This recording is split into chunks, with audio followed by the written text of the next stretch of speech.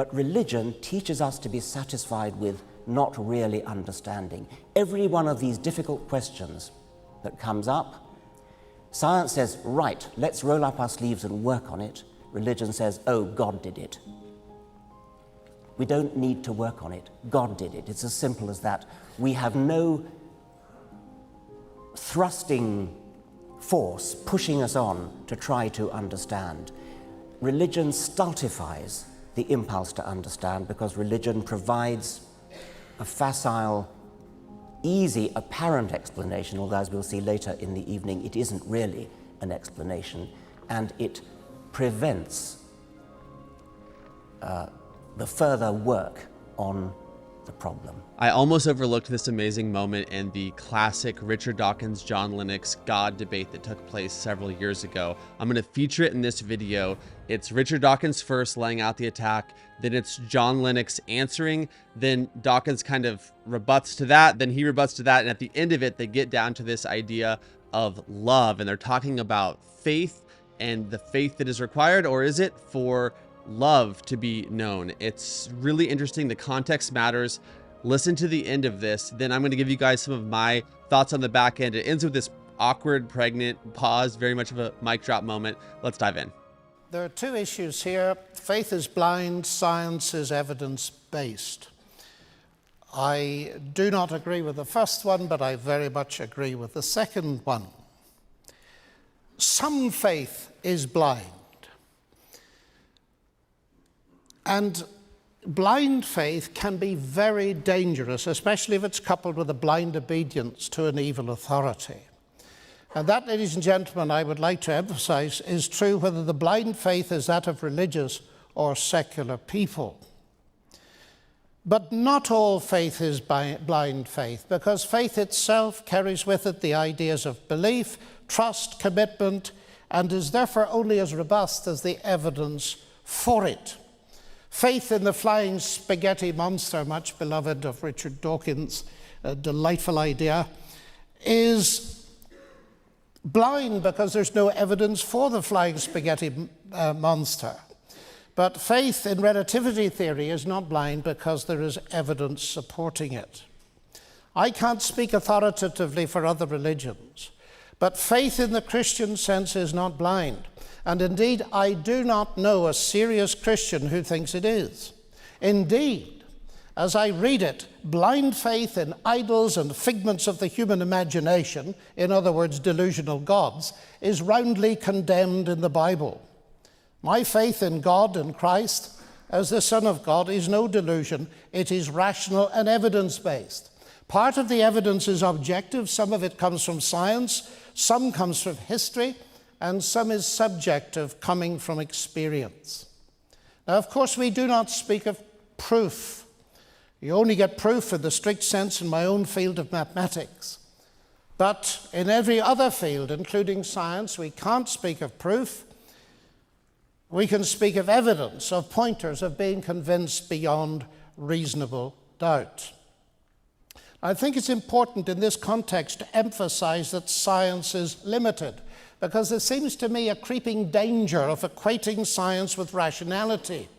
But what is beyond science is not necessarily irrational.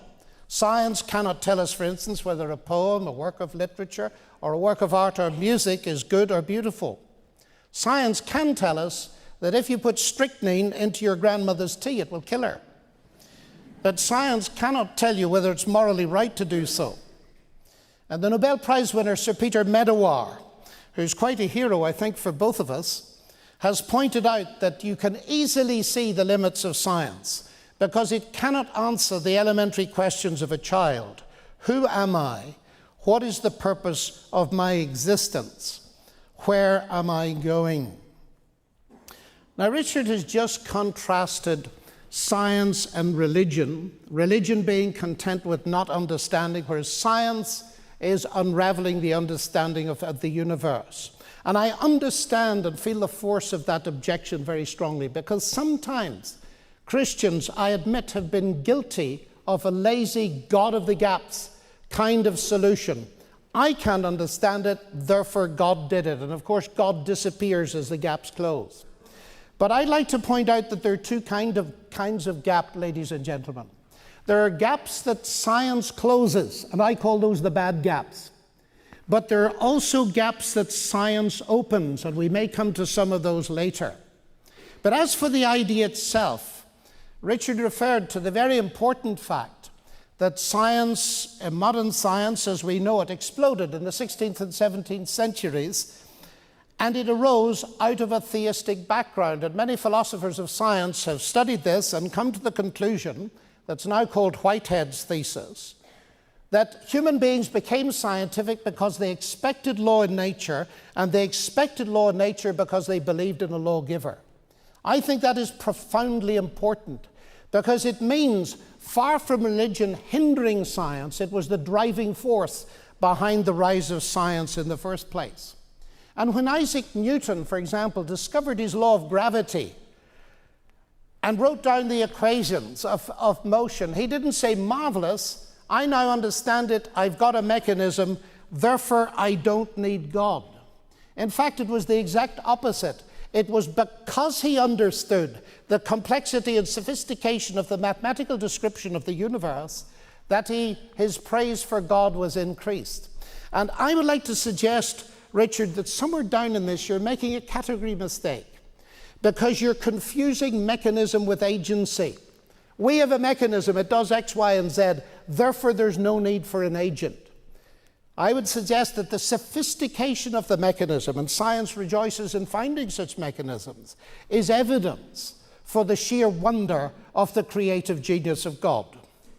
When you say faith is rational and evidence-based, I mean, if that were true, it wouldn't need to be faith, would it? I mean, if there were evidence for it, why would you need to call it faith? You'd say just evidence. And when you said that faith in relativity, in Einstein's theory of relativity, is evidence-based, that of course it is.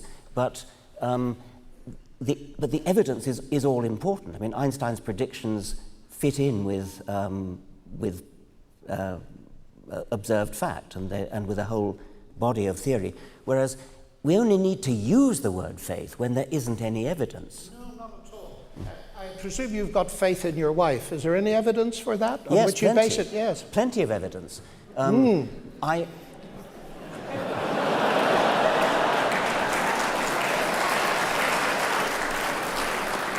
Let's generalize it. Never mind about my wife. Let's generalize it.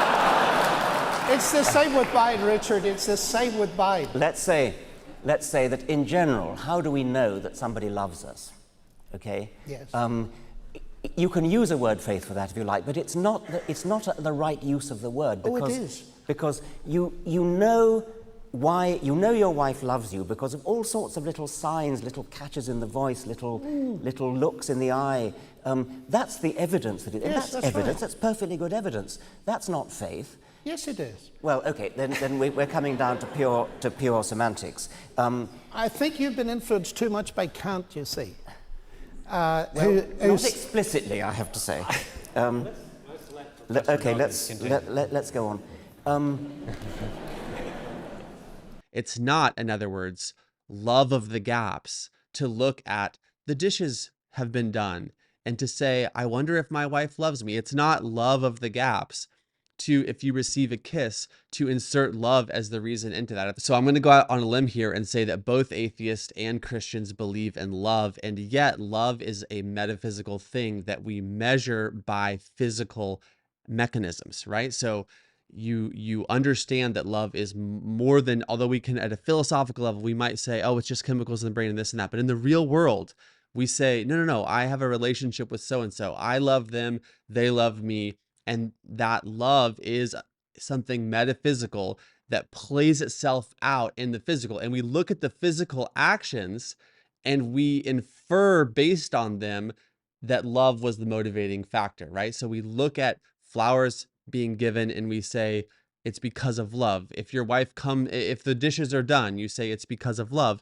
And the same mode of reasoning, if you will, that we use to know whether or not someone loves us or is falling out of love with us, it's looking at the physical thing and understanding the metaphysical impetus for it. This is exactly the same thing with God. God does not exist somewhere in the universe like a flying spaghetti monster. God is not a part of his creation. God is above and beyond his creation. He is a metaphysical being who is responsible for the physical creation.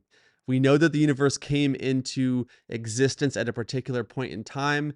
And so things that come into existence have a cause. God is that uncaused first cause that is not physical, and yet in light of the effect, we can know that there is a cause. It's really the same thing. So in other words, if you just use the same mode of logic that you use to know whether or not your loved one loves you, and you look at those physical actions and even those words, right, the language that's used, you can infer that they love you. And love itself, though, is this metaphysical thing. It's literally the same thing with God.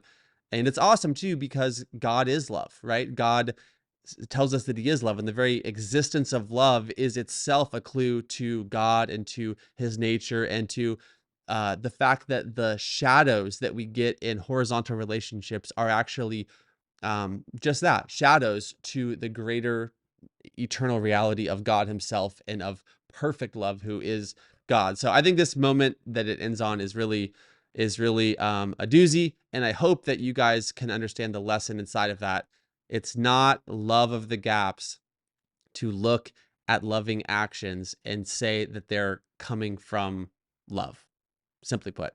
Nor is it God of the gaps to look at the physical evidence and to infer back to the metaphysical source of those physical things.